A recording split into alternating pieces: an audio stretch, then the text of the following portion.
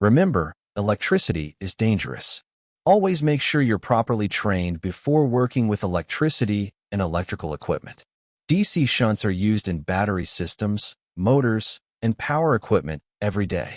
But do you actually understand the simple principle behind how they work? In this video, I'll break it down in the simplest, most practical way possible. In this video, we'll cover what a DC shunt is, how it works, and the simple calculations behind it, and we'll walk through it using a real practical setup. So let's get started. So what is a DC shunt? A DC shunt is simply a very low-value precision resistor placed in series with the load. Its purpose is to measure the current in the circuit.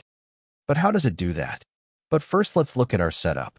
In our setup, we have a 12-volt DC power supply providing power to a 100 watts, 10-ohm potentiometer as our load. The DC shunt is connected in series with the load. We're also using a meter to measure the voltage across the shunt, which I explain this later. In addition, an analog panel meter is connected to the shunt to indicate the circuit current. And the power supply itself displays the total current draw as well. In addition, the potentiometer allows me to adjust the load from approximately 3 ohms to 10 ohms. Before we go any further, let me quickly mention the two pieces of equipment I chose for this setup. I'm using the FNIRSI DPS 150 power supply because it's very accurate, easy to read with its color display, and it also shows the circuit current directly. I'm also using the FNIRSI DMT99 multimeter for the same reasons. It's fast, accurate, and the display makes readings very clear. I've included links in the description if you'd like more information. A DC shunt resistor works based on two fundamental principles: Ohm's law and how resistors behave in series. Ohm's law tells us that voltage is simply current multiplied by resistance. Therefore, if I want to find the current, I simply divide the volts by the resistance. For example, if the supply voltage is 12 volts DC and the resistance is 1 ohm, the circuit current will be 12 amperes. Now, when two resistors are connected in series, their resistances add together. So if R1 is 1 ohm and R2 is 10 ohms, the total resistance becomes 11 ohms. With a 12-volt supply, the current is 12 divided by 11, which is about 1.09 amps. And in a series circuit, that same current flows through both resistors. We'd like to ask for a small favor. If you haven't already, please take a moment to subscribe to the channel. And while you're at it, don't forget to hit the notification bell so you never miss an update, and give this video a thumbs up if you find it helpful. Your support really helps us grow and keeps us motivated to bring you more valuable content. Now let's assume that the 1 ohm resistor is our DC shunt. Of course, 1 ohm is much too high for a real shunt, but for understanding the concept, it works well. If I place a voltmeter across that 1 ohm resistor, I should read about 1.09 volts. That's because, using Ohm's law, V equals I times R. 1.09 amps multiplied by 1 ohm gives us 1.09 volts. So in reality, when we use a DC shunt to measure current, we're not measuring the current directly. We're measuring the small voltage drop across the shunt and using that to calculate the current. Because the shunt has a known, very low resistance, that voltage drop is directly proportional to the current flowing through it.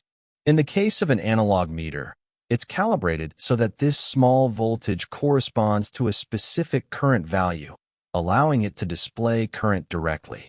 Now, let's say R2 is our load. The voltage across the load is the current multiplied by the resistance. So 1.09 amps multiplied by 10 ohms gives us about 10.9 volts. But if the load is supposed to receive 12 volts, we're losing about 1.1 volt, which is roughly a 9% drop. In many applications, that's not acceptable, and it's happening because our shunt resistance is too high at 1 ohm.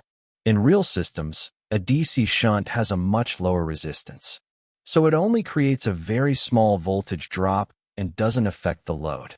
If you measure a DC shunt with a standard multimeter, you'll usually see a reading close to 0 ohms.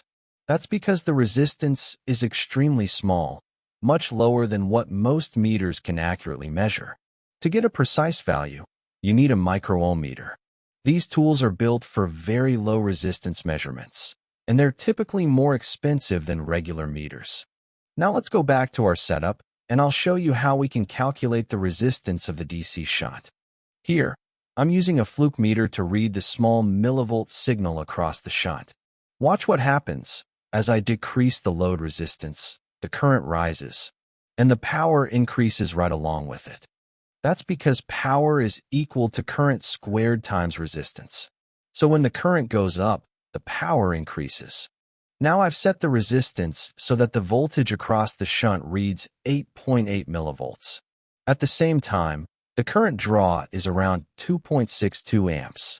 Now that we've measured everything we need, let's calculate the resistance of the DC shunt. So the voltage across the shunt is 8.8 millivolts, or 0.0088 volts, and the current is 2.62 amps. Using Ohm's law, resistance is equal to voltage divided by current.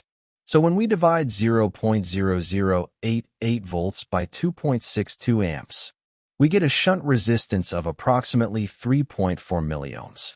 So how do you select the right DC shunt for your application? Most selection guides specify 3 key values: the current rating, the resistance, and the rated output voltage, which is the voltage drop across the shunt at full current. Common values are 50 millivolts or 100 millivolts, depending on the application. This voltage drop is then used by a panel meter or PLC input to determine the current. Some systems display the value directly, while others scale it into a standard signal like milliamps. Thanks for watching. If you found this helpful, give the video a like and subscribe to the channel for more practical electrical content.